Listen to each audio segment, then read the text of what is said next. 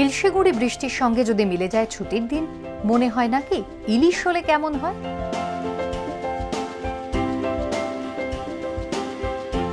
রসনা তৃপ্ত করতে ব্যাগ হাতে বাজারমুখো হলেও কি আর রক্ষে আছে? দামের আগুনে পুড়ে ছাই সব স্বাদ আহ্লাদ।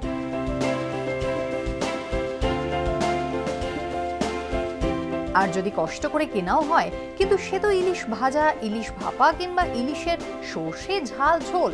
কিন্তু যদি হয় ইলিশের ফিশ ফিঙ্গার কিংবা ডাব ইলিশ, শুনেই জিভে জল তো। তাহলে রসনা তৃপ্তিতে আপনার ডেস্টিনেশন হতে পারে শহরেরই এক নামী রেস্তোরাঁ। পদ্মার ইলিশ নিয়ে ফ্যান্টাসি তো রয়েছে, কিন্তু পাতে যদি পড়ে মেঘনার ইলিশ কিংবা ইলিশের বাঙালি ফিউশন পোস্ত নারকোল ইলিশ। দু চারটে আইটেম আমরা নিজেদের মতন করে করলাম বা এক্সপেরিমেন্ট করে করলাম।